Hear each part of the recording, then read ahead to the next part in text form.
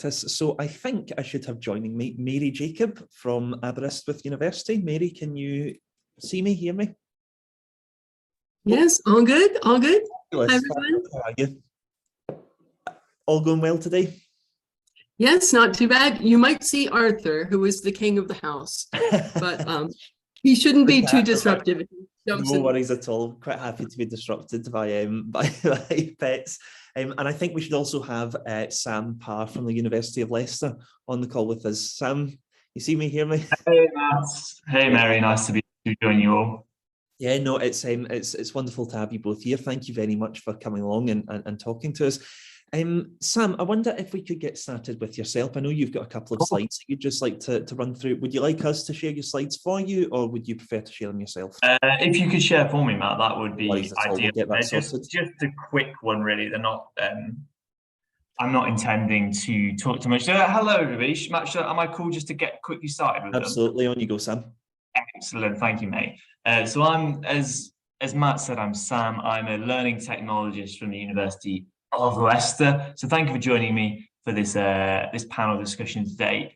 And I just wanted to talk a little bit. So at Leicester, we've been trialing TLCR Elevate for a little while now. We've had a few different pilots. I just wanted to quickly mention what we've been doing and some of the key points we've learned to kind of give you a foundation to ask questions and start discussion today. Next slide, please, Matt, if that's cool. I'm trying to remember what I put here. So yeah, we've done a few different pilots with Talis in our courses. And what was useful here is we had to work in the constraints of the curriculum and what we could get involved in. But also by doing that, to be honest, we didn't always do pilots as effective as we could. And what I really learned from that was something that I think Matt and I discussed a little while back, which is that Elevate can be a really useful tool, particularly if it's used well, and it needs to be deployed and used effectively to get the engagement that we're looking for. And we had some experience from our pilots of it not going so well, but because of reasons that were around the scaffolding and teaching and use of Elevate itself. I'm not going to go in loads of detail. I'm just going to give you a quick overview of our pilot. So we did one pilot where we piloted with 180 biosciences students for 4 resources that they discussed asynchronously. So these were students that were face-to-face campus-based students, but they had a few resources that they were discussing through TLCR Elevate, 2 academic papers, and then 2 things related to the module and assessment. And here we found, and next slide, please, Matt. Here we found some mixed levels. So quite a few people were accessing TLCR, but only a small portion were engaging. A lot of these comments were anonymous. A lot of these comments were actually just facilitating discussion to the teaching staff rather than between each other. And a lot of these discussions was quite shallow. So it was just being used as a tool to contact the teaching staff. And next slide, please, Matt. I can't remember what I put on these slides, but what's it? So we thought of this and we thought, well, this has got limited evidence of use here, but we realized there was a bunch of different things that we learned from it about how we facilitated TLCR Elevate. What we also noticed actually was that the usage of TLCR Elevate was a lot higher than the module's Blackboard discussion forum, so our virtual learning environments discussion forum. It was really useful facilitating questions to academics, but what we hadn't done is scaffold it very well. So I'll talk in a moment about some key learnings we found, but for example, we were using TLCR inconsistently in the module. Students hadn't been introduced to the software. It was one academic was using it, other academics weren't using it. There were a whole host of problems that made it a challenge for discussion. And the final one being that 180 students on one resource is just not good design for closed discussion. It's a bit like trying to have a discussion in a huge lecture theatre. It's very difficult. So what we then did, next slide, please, Matt, is we now piloted, I don't have much data of this because we're literally just wrapping up the pilot, but we then looked at it at 3 distance learning modules for museum studies. So here we were using TLCR Elevate for some module text and module videos for students who were doing distance learning and didn't have much synchronous live sessions as part of that. So most of it, I think pretty much 100% of their course they're doing is online in their own time. And we've always had issues with these courses around community engagement, engaging the reading. And so we thought TLCR could be a really useful tool. So we used it there. And what we found is, again, engagement was way higher than Blackboard forums for a number of different reasons. that I'd be happy to discuss my theories about in the discussion, but I won't talk about it in the slides. There was quite limited engagement of approximately 25% of the cohort engaging, but the engagement we had was high quality. So we were starting to get this kind of holy grail of asynchronous community discussion that we're looking for. What we also found, though, was that there's a lot of difference in quality of discussion between the courses and in different weeks. And wrapping this all together, we kind of started to form, as well looking at literature out there, some key recommendations for how we see using TLCR effectively to be. So next slide, please, Matt. So I'll quickly run through these and then finish off. Next slide again, please, Matt. Thank you. For example, we found, and again, I'd be happy to elaborate on any of these as people like, but we found that it's hugely important to introduce social reading software effectively to students, ideally in a live session, ideally actually face-to-face, we find, and also ideally with a low stakes engaging text. So something I found when looking at the different modules and engagement was that in one module that has really high engagement, it was a quite nice first text we started, which was around performance in museums, and we could really engage students in their experience of museum exhibitions, what they found worked, what they found didn't work, and then got them to analyze that a bit. Got loads of great chatting in that text, which was fab. Compared to that, in another module, and this was out of our control, but the first text that we put in Talis was quite a deep, heavy module on colonization and cultural appropriation. And it had some quite hard-hitting and quite powerful topics there. Great one for discussion, but probably not in the first week of term, the first time you're ever using the tools. That introduction, thinking about that carefully, we found was crucial. Similarly, we found having consistency really helped. So in our new pilots, the fact we had every week we had one video and one text in Talis, that helped with consistency compared to biosciences where it was a bit all over. Scaffolding and engagement from the academics was hugely important. For example, posting questions, managing discussions. And generally what we found is if we could scaffold things effectively in the first text, then actually students would then go on later text to start having their own discussions. So we gave them a little bit like stabilizer wheels on a bike. We gave them stabilizers, some scaffolding to start off with, and then watched as they became more independent as the module went on. A final thing we found is, again, linked to the choice of text. As I was watching Jamie's talk a bit earlier, the choice of text really was crucial. Ideally, it being a core text that students have to read, a text that facilitates and is useful to the discussion, that ideally isn't too long. Decisions about what to talicify, if you will, again, was really important. I think that's probably enough from me, Matt. It was just to set the scene of what we were doing at Leicester. I'm happy to chat more about it with anyone who's interested, but I didn't want to have like an hour-long presentation or anything. So I think I'll close there and possibly hand over to whoever is next in our session. Thank you. No worries at all. Thank you very much, Sam. Lots of great stuff in there, and we will come back to it. But first of all, I'd like to ask Mary to talk about your experience with annotation, because I know actually, Mary, you haven't used Elevate before. That's correct, isn't it? That's right. Your perspective on annotation is quite different. Yes, and I did I don't know if you have my PowerPoint, because it was a question about could I share my screen or not, and so I did actually send you one. Let's see. If not, I can share my screen from this computer is also fine. Bear with me, and I'll see if we can get that sorted for you. I don't believe we have your slides at the moment. If you're able to share your screen, that would be absolutely grand. Thank you very much. Yes, I think that should be. No, I did see, bear with me for a moment while I find share screen. All I need to do is that, isn't it? And I want to bring you to here. Share. I'm not going to bother to go into presentation mode because then I don't lose the full screen. So brief introduction to who I am. I am a lecturer in learning and teaching, and I've been leading our PG certificate in teaching and higher education for 5 years here at Aberystwyth University. But before that, I actually was a learning technologist, so I kind of fit both of those categories. And there's a special place in my heart for learning technologists. So in this, so this is the background. So I teach the teachers, and it's an assessed module, and they get fellow and higher education academy status and all that. So I wanted to engage them in reading and applying the pedagogical literature in a meaningful way to their own practice. So I hold these online seminars once a month. They're optional, so not everybody comes. We hold them via Teams, and I'm going to give you the pedagogical model for how I do this and explain why I would be very keen to do a pilot with TLCR. So the seminar structure requires preparation.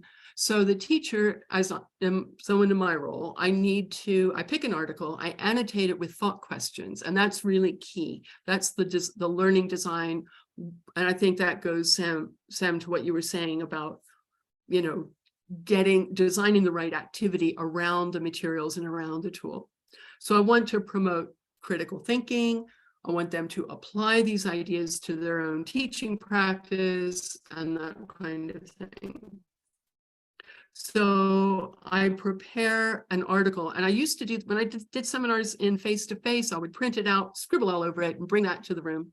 And I'd have the 2 or 3 usual suspects would dominate the discussion. You know, that can be challenging for all of us.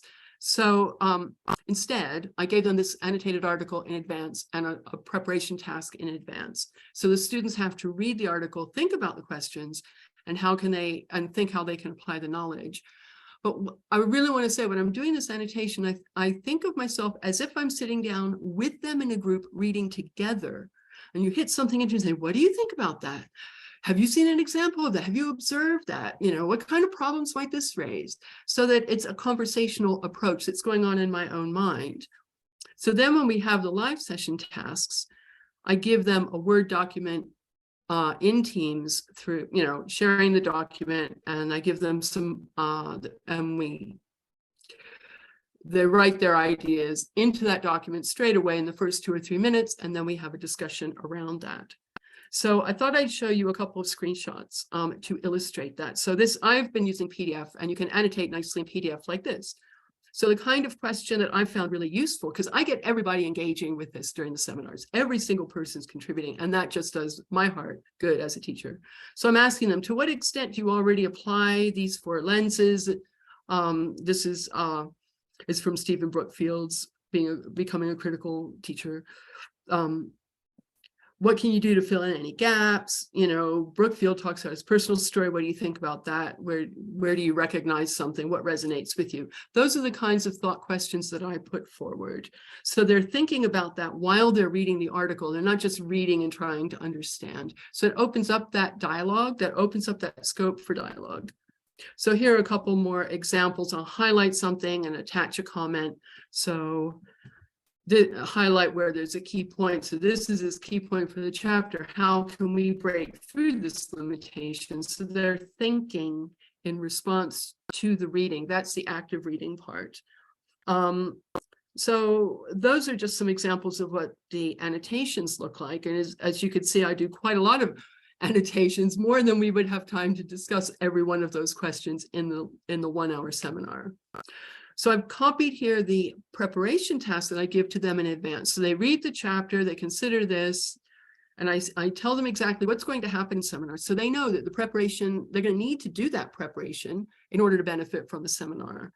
And then this is the basic format I use for that particular one. We've got the 4 lenses. I give them 2 or 3 minutes where they all type in at the same time into the shared Word document. To what extent do you already apply this, and how can you fill in any gaps? So they do all that typing, and then we have our discussion. We can elaborate those ideas.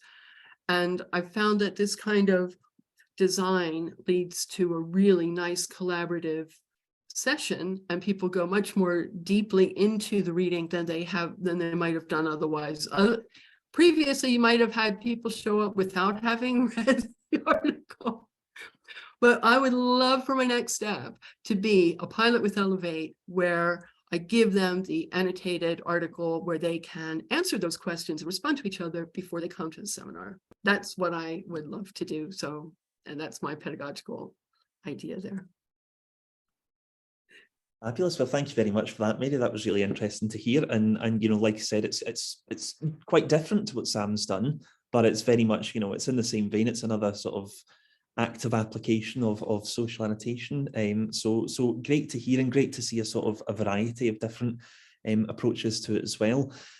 I wanted to ask you, Sam, first of all, you mentioned, you know, you sort of went through some of the learning points that you've had, and I think certainly, you know, my perspective on it, having come to Thales relatively recently and started working with yourself, you know, over the course of the past few months, was what to you has been the most fundamental, because I know that we're talking about, you know, future plans and stuff. What from the using social annotation on the museum studies courses is going to be the thing that you take away, if we, you know, for future reference? What's been the big thing, if there is one?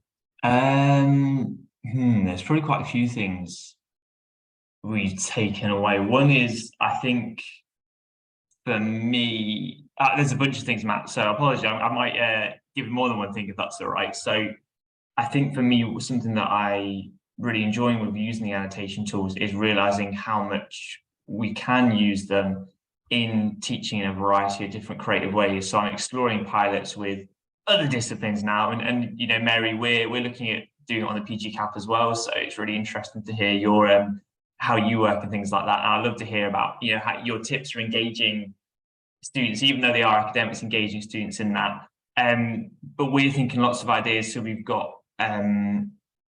you know, so far we've used Thales in a fairly sort of standard way. So we've whacked up a journal, whacked up a session, a recording from our sessions on Panopto, and students have talked about that, which has been grand. But now we've got things like, we're going to be, hopefully one of our academics works in sort of security studies, and so he's looking at getting students to analyze and comment on security footage about things like, oh, where's a security vulnerability, where is something that they think is of concern, and things like that. So that's quite cool. We've also got ideas of looking at poetry or museum objects and commenting on them. You also, Jamie taught, I think someone said in Jamie's session earlier, apologies, I didn't get the rest of the sessions, but managed to catch Jamie's, which was great. Someone mentioned about kind of showing and modeling our own reading so students are saying how useful it is to see other people's comments and to have an academic read their comments, to see an academic's comments on the text, to kind of get an idea about how we would approach reading a text. And you could also, we hope to, is apply that to assessments, almost have worked assessments where, because traditionally with assessment literacy, there's a bunch of ways we can do it, but I know in my work in teaching, often it's been giving students a rubric, which is fine, but actually having the rubric and then applying it to the text it takes a bit of skill and a bit of jumping. Whereas if you can have an academic assessment where you've assessed it and you point out, you know, this point shows reflection, or this point lacks critical analysis, or this lacked evidence, which linked to this part of the rubric, it just links those together. So I think we're seeing one takeaway is there's lots of uses of Thales. The second one is probably just how important it is to think carefully about the tool and how you deploy it, which is really vague as a point. But Thales, I think we've had from feedback from students that Thales is easy to use. It's intuitive, which is fab. The challenge is less, and for academics as well, it's less us deploying it technically and more how we deploy it in the learning context. So choosing the right text, making sure that we've got good engagement, but also, you know, in some ways deciding what it is we want this to achieve. Like, I know that chatting to other people who've used Thales, in other examples, it's been very much a student-owned area where the academic hasn't got involved at all. And it's been very much for students to get involved in and have their own discussions. And that actually works well in that context. So it's interesting because it depends on what you want to achieve. If you want to have a place for students, that's very different to having a place where you want students to engage with you in criticism. Or alternatively, something we didn't expect, that we found was it was a really good way of facilitating questions about assessment, because it meant an academic could answer one question about assessment on the assessment brief without having to respond to 50 emails asking the same question over and over. Though they did still get a few emails, but less than before. So sorry, Matt, that was quite a meandering answer. Two things: flexibility, and second, that it's really important to think carefully about how you use it, I think. No, I don't think that sounds meandering at all. I think that was all really interesting. Mary, I know that you said in the comments that you love the idea of modelling how academics read an article as well. Yeah, and I thought that was really a particularly great point among many great points that you made, Sam. I think a lot of what we do as teachers is modeling what that, I'm going to put in double quotes, expert behavior, what does somebody do at our level when they're engaging with materials? How do we, how to think like a scientist if you're a scientist, and so on. And I think there's a lot of potential for doing that and making our process and what we do when we read a piece of a peer-reviewed article or whatever it might be. How do we read it? And then our students can understand our thought process and start to take that on board. I think also a really key thing to the success of anything like that, and even my non-synchronous annotation approach, is that there's some kind of active cognitive, what I've come to call an active cognitive task. So we spell out, what do we want students to do with that piece of reading? Yeah, I'm seeing nods. Yeah, it's not just, if we don't give them any kind of instruction, then they're likely to read it and just for basic understanding, but they might not really go very deep into it. And so if we have that active cognitive task spelled out, then we can get more engagement and we can get more attainment, achievement as a result of that, because they'll engage more deeply. They'll see the reason why they're reading it, So I think attention to how you frame that reading activity and what kind of interaction do you want them to have with the text and with their peers is really useful. Thank you for that, Mary. I'm going to just take a moment to introduce someone else who's just joined us on the call. We have Aimee Merrydew from Keele University here with us as well, who's going to be joining our panel. Thank you very much for coming along, Aimee. How are you? You all good? Yeah, I'm good, thank you. Sorry I'm a little bit late to No everyone. worries at all. No worries. So thank you for letting me join the panel and no problem. Get happy to have you here. Discussions. So I think at this point it'd be good, Aimee, if we could ask you to just talk, because Sam and Mary have told us a little bit about their work. So if we could just ask you to talk about yours. I think you have some slides to share, is that right? Yeah, but if it wasn't a slide type of panel, I'm happy just to talk. No, it's absolutely fine. It's all kinds of stuff as well from here. So if you have slides to share, that's perfect. Yeah, I mean, it sounds like have you been talking about assessments and assessment briefs? So yes, we've covered on that, or we've touched on that. We've not got right into it, so it'll be interesting to hear your perspective on it as well, Aimee. Oh, okay. Well, I'm happy to share, but I don't want to break up the flow of okay, let me just share my slides then. 1 second. I did send them to Alison, but I've got a copy here. It sounds like what I'm going to touch upon it is going to follow on quite nicely, actually. So hopefully it's prompts some further discussions. So I'm not used to Zoom. Window. Here we are. Could you just let me know if you can see my slides? Fabulous. So yeah, I won't talk too long. I think you said about 5 minutes. So really, this is just going to be some reflections I guess I've had with students as we've been using social reading and collaborative annotation on TALIS Elevate to think through assessment criteria in the setting of English literature seminars. So that's sort of my disciplinary background is English literature. And the reason why I've got a little nod to Shakespeare in my title is because often, and I imagine this isn't discipline specific, a lot of students just don't really either read the assessment criteria or they don't really understand perhaps the language that we're using in generic assessment criteria might not make sense. So sometimes it's just completely skipped over. So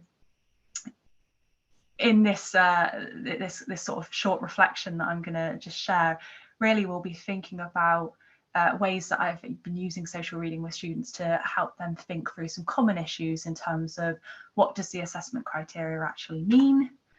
Do they really need to read the brief? No surprises there, I would suggest yes.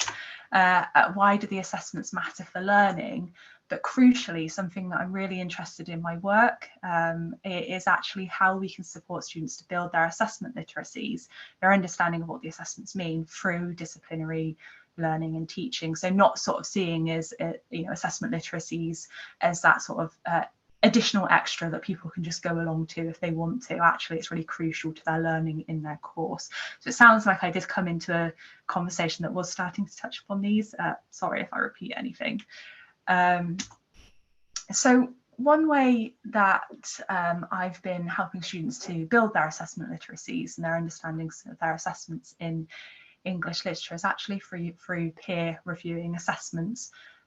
So pre-COVID, we would do that in a seminar room on campus. I should say I teach at Keele University, where they would have an assessment, an example assessment, and then they would work in pairs and then review it, mark it using the assessment criteria that we'll go through together. So it's sort of paired work with hard copies of text.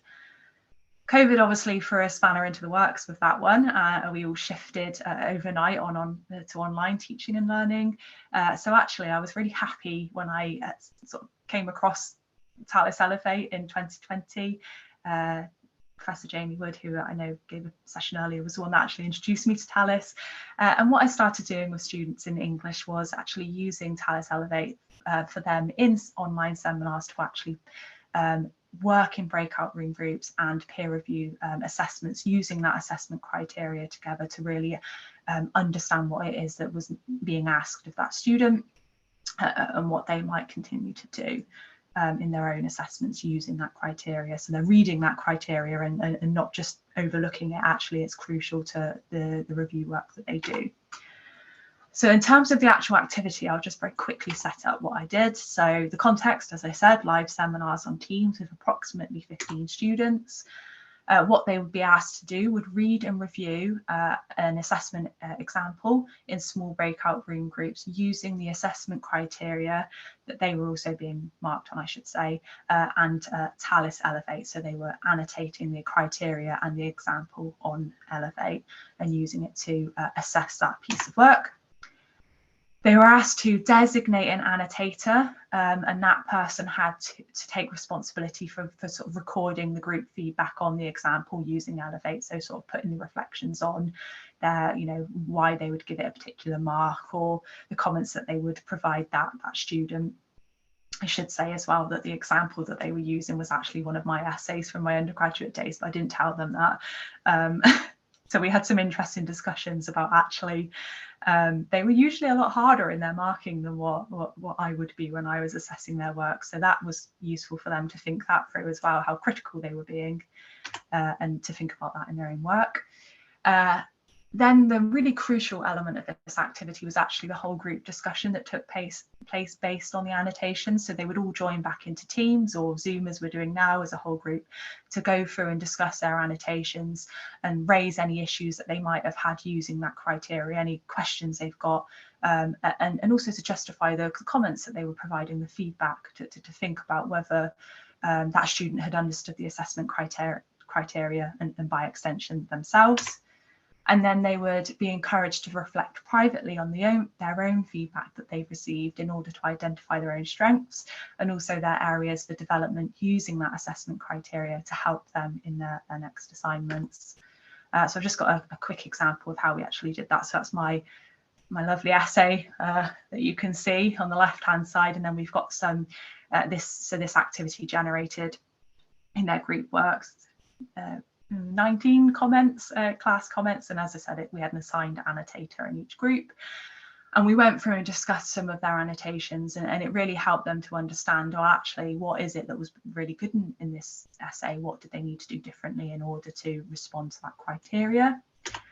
So just to finish up, I guess, with some quick observations and reflections that I've sort of noticed that social reading and annotation helped students when it came to building their assessment literacies. So firstly, it increased their familiarity with the assessment criteria. I think I came into that conversation that was taking place earlier.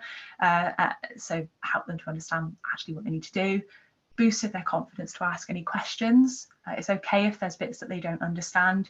Actually, they can ask questions to clarify it, and it helps us as teachers to identify maybe areas that we need to be a bit clearer in our wording in the criteria.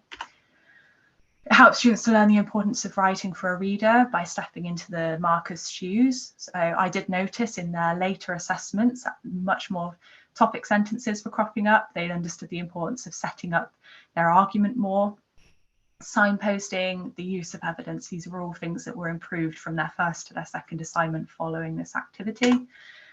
Made feedback more dialogic, and it encouraged critical discussion on the source. So as I said, we're building it into disciplinary learning here. So actually we use this assessment literacy activity to also explore the play that we were focusing on, which in this instance was Shakespeare's The Taming of the Shrew. So it sort of served different purposes, the activity.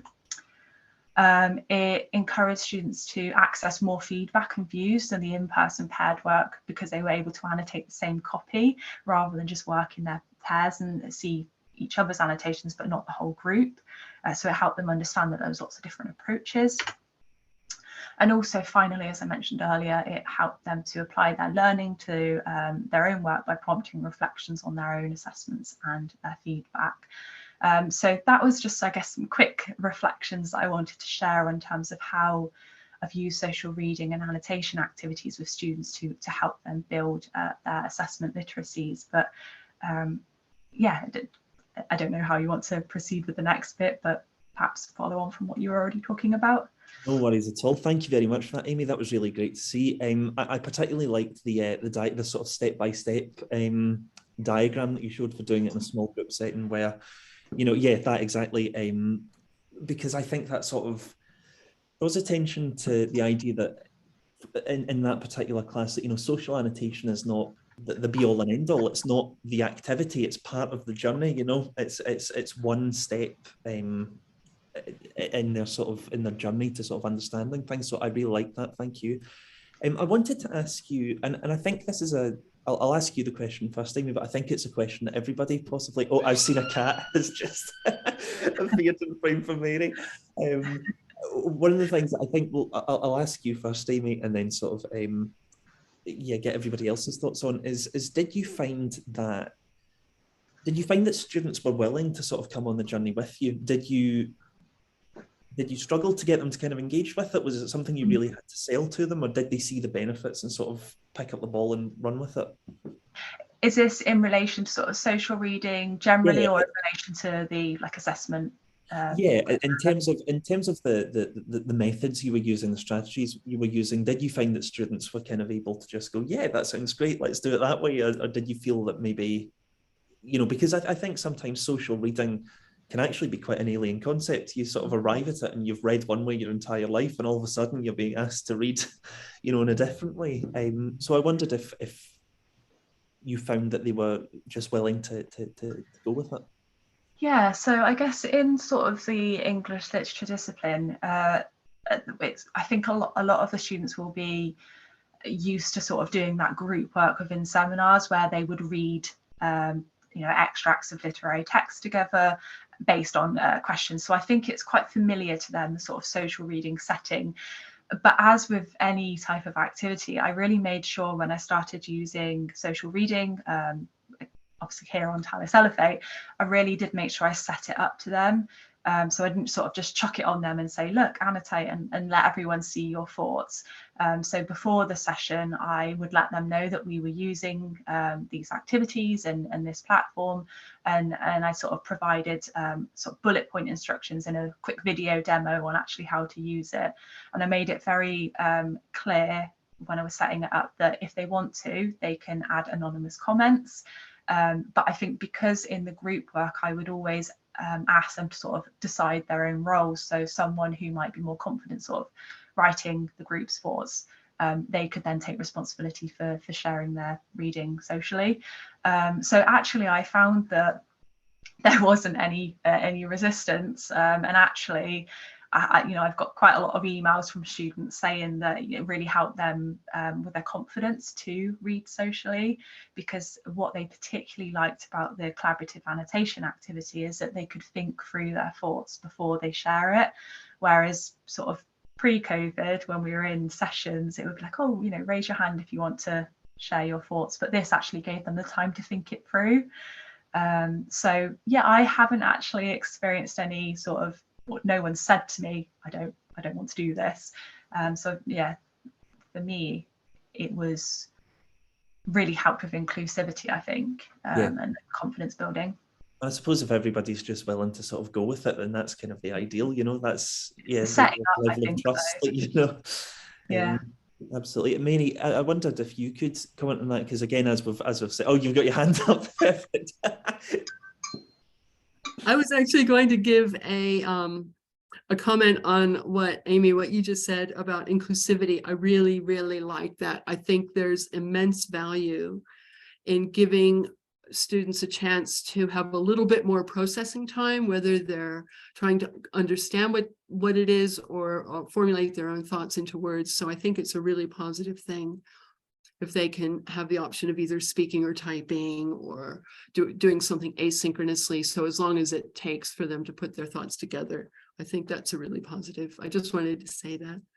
Well, I think that's a very important point. I think it does make a real difference to students when, you know, they see that a sort of a diverse range of learning styles is respected. You know, it's not, you know, being overly prescriptive and, you know, this is how you will learn this. I think that's important. So thank you for saying that, Mary. Sam, I wonder if, well, I know that kind of you've touched upon that in your presentation about whether or not, you know, I think possibly that the initial pilot, maybe there were more problems with sort of, or maybe there was, people didn't quite get on board with it in the same way for, like we said, a variety of reasons. But I think that, you know, the more recent pilots that we've done have seen more success in that regard. Is that fair? Yeah, I think so, Matt. And yeah, I think and the recent pilots have seen more success because we've done a better job, but we haven't done a perfect job. So in our pilots, we've always had the issue that it's kind of got to be along with the logistics of the program. Often, I mean, for example, in our museum studies pilots, which have been more successful, the actual like course teaching staff, for various reasons due to their contracts and stuff, didn't actually engage with talent. So it was all run by, you know, learning technologists who don't know anything about museums. So we were facilitating discussion, but we weren't the educators. I think for me, it's just driven home how important it is to get that kind of right introduction. So what Aimee mentioned was really good about having that clear intro, getting students to understand the usefulness of it, but also thinking quite carefully about our tasks and thinking, well, what is engaging? What is going to get students interested and highlight that? So, you know, for example, it might be that it's a slightly fun article. I know, I think it was Wendy from Sussex talked about she did Talis pilot where her first one, it was an article on psychology for foundation year psychology students. And it was an article on whether someone's dog or cat reflects their personality. So really crucial topic that I know a lot of researchers are really debating right now. But it was quite a fun, accessible topic to engage with.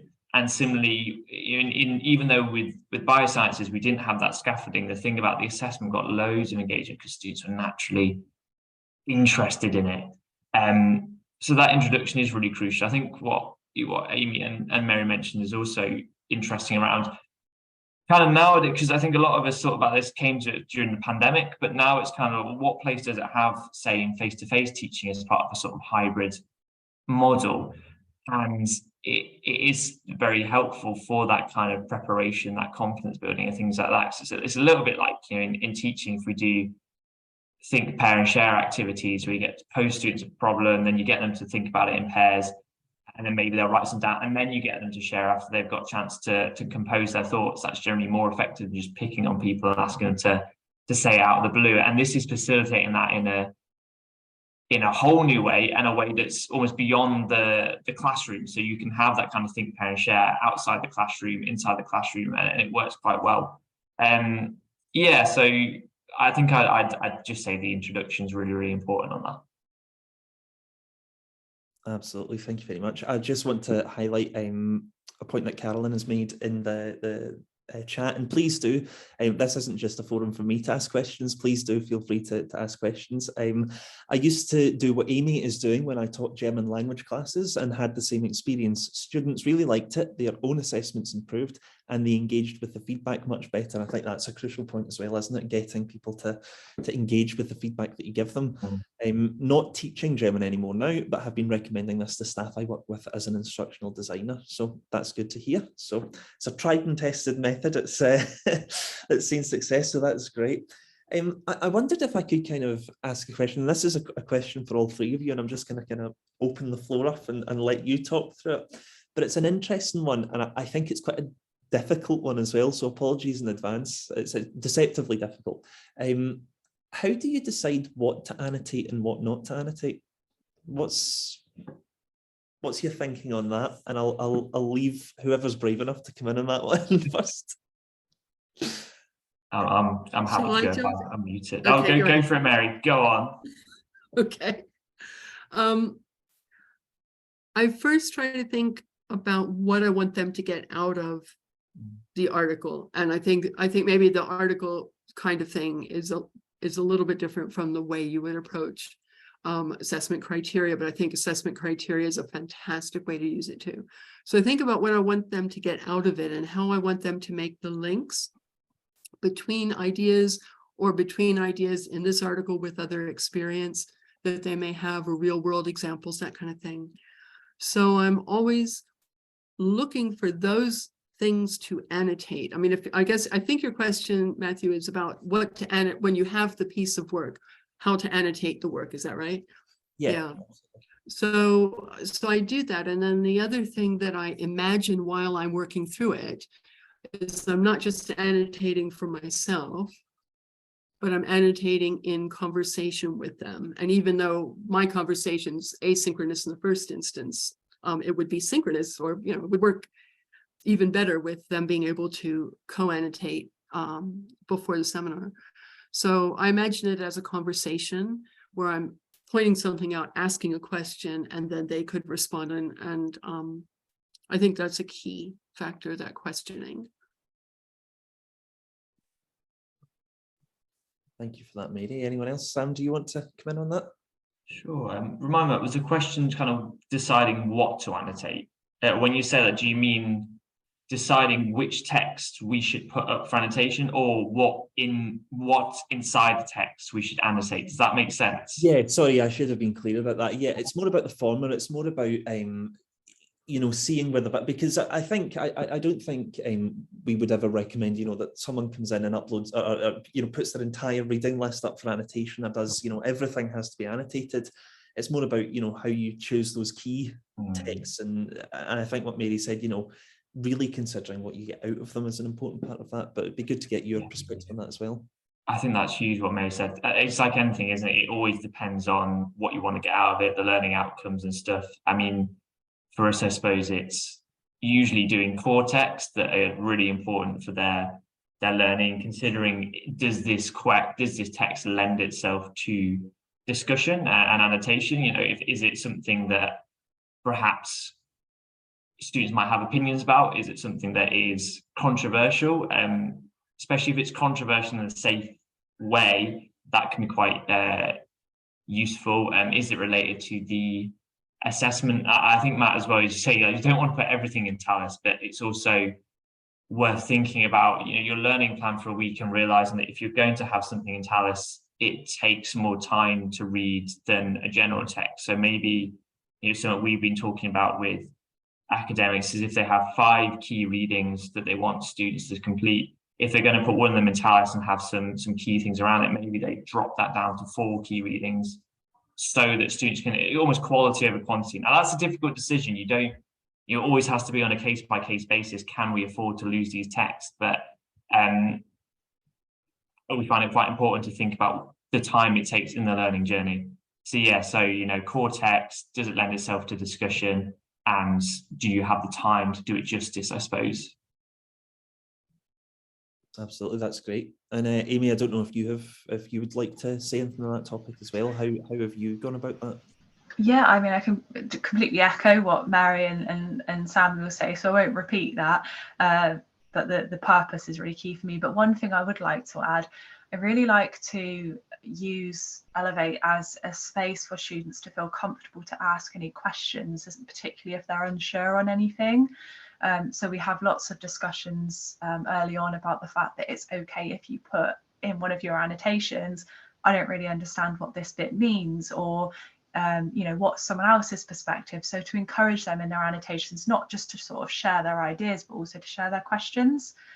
So I'm sort of selecting sources that I think will, you know, hopefully prompt those questions. So again, you know, with the assessment criteria, I know that can be particularly, you know, I was mainly teaching first year students in English, maybe something completely new to them. I thought the assessment criteria might be something that they probably haven't actually spent a lot of time on before. So again, the timing element comes into it. It does take time to read it, but I thought it might prompt some questions. So for me, that also guides my selection of sources for Elevate, what will open up those questions.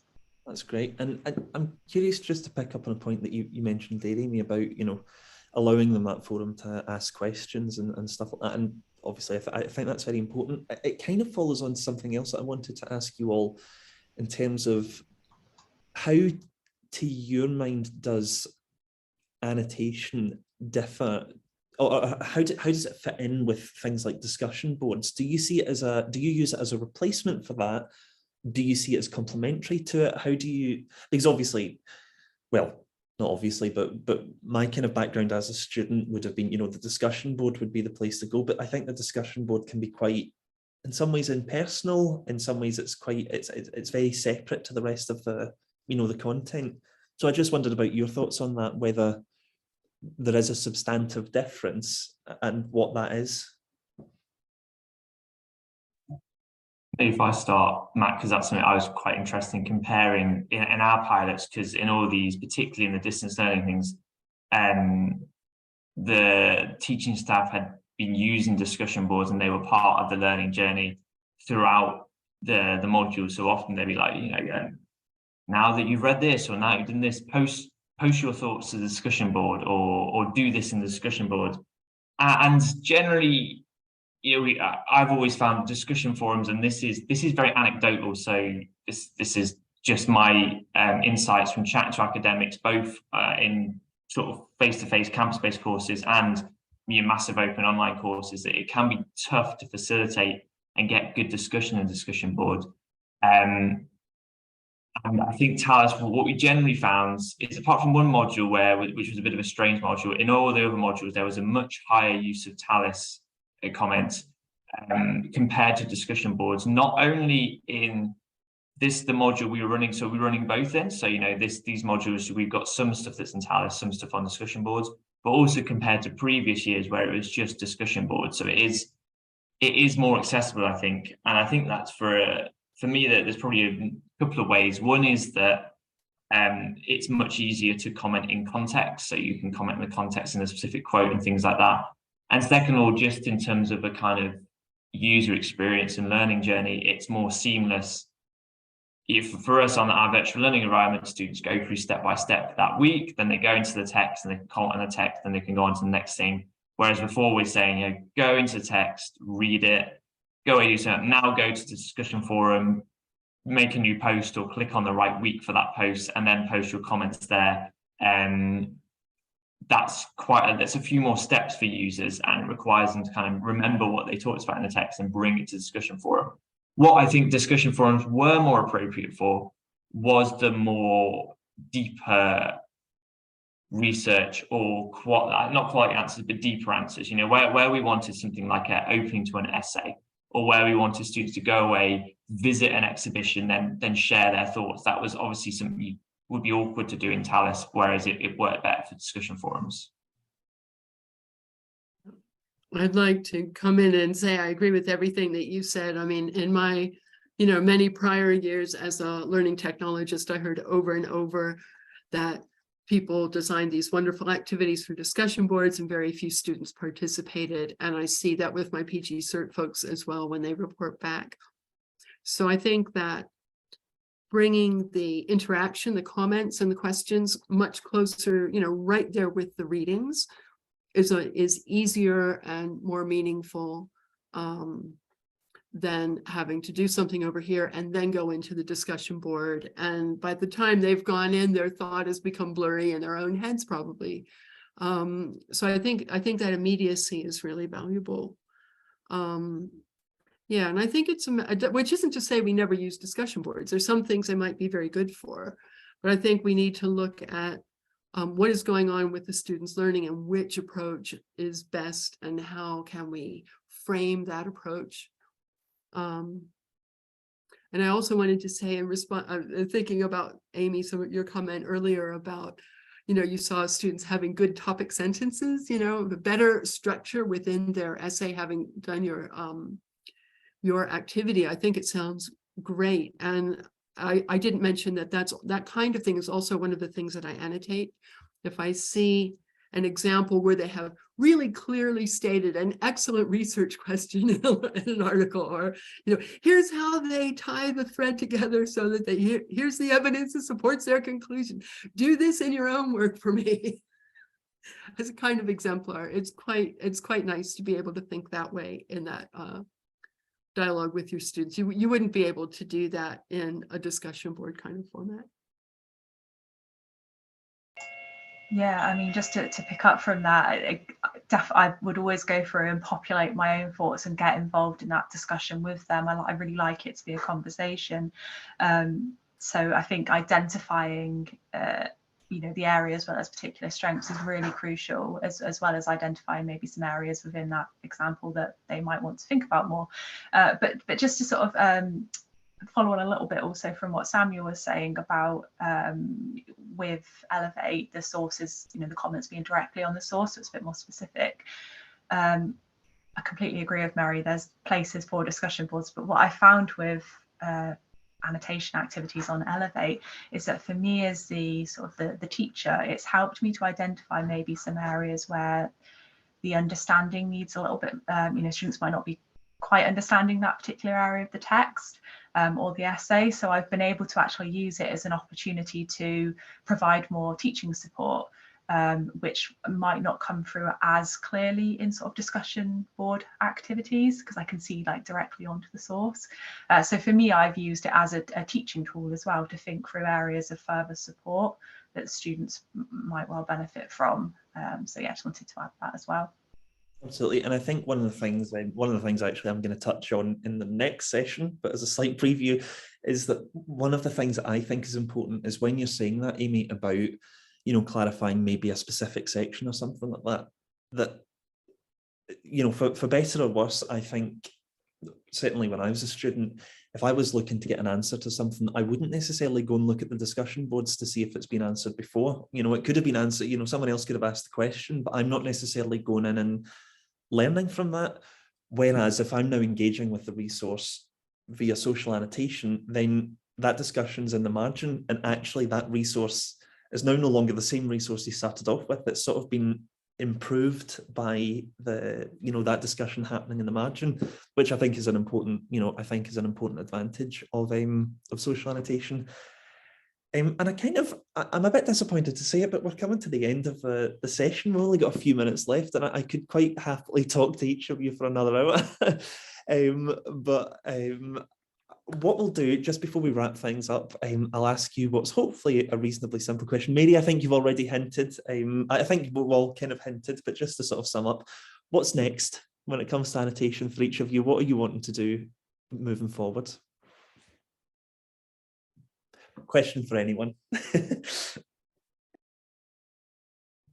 I'm happy to. Oh, go on, Mary. We keep doing this. You go first. I'll go first this time.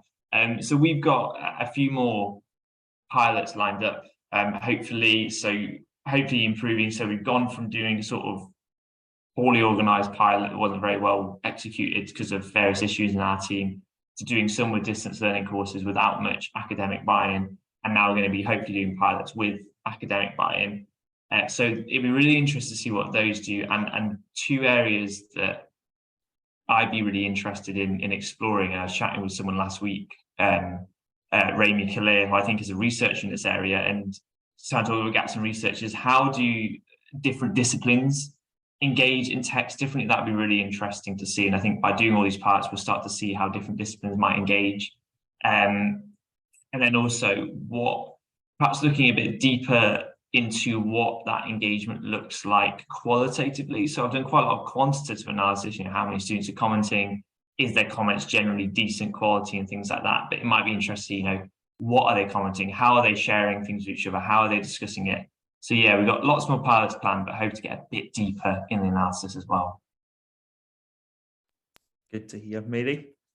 I look forward to, Samuel, to your results from the second round of pilots. We'll see. I'm really keen, as you probably have gathered, I'm really keen to pilot this here at Aber. I want to, Aberystwyth University, I want to use it with my PG certificate in teaching and higher education folks to add that further level of interaction onto the seminars and see how that goes. I do think it can be a very useful tool for looking at, picking apart assignment briefs and marking criteria. So I think that would be useful not only for me, but for a lot of people in the university. So it would be nice to get a pilot going and try this hands-on. Thank you, Mary and Aimee. I think really just echoing what Mary and Samuel have said, I'm involved in the pilot of TLS Elevate at Keele. So I'm really looking forward to continuing exploring it with colleagues that are using it within their teaching, seeing the differences, but also maybe the similarities, and to start, taking inspiration from them and using that in my own practice. And then I guess secondly, I'm really interested in using social reading to think about academic skills development. My focus is on academic skills, so how can we use this activity to help students build those skills and sort of think about content and subject knowledge, but also the actual skills that they need for their courses, which I find gets neglected quite a lot, so I'm looking forward to that. That's fab. Thank you very much, Aimee. Sam has just messaged, he's trying to respond to Stephanie in the chat. I think, Sam, it's to do with permissions, so just with you being a panelist. So if we maybe have a fiddle with that in the background, we can let you respond to Stephanie in the chat. But I'd like to just finish off by saying a huge thank you to all three of you. That's been it's been really interesting and really good fun to talk to all of you as well. It's fab to hear about how you're using annotation and what we're going to be doing with it in the future. So thank you very much for your time. Really appreciate it. Yeah, fab. Thank you.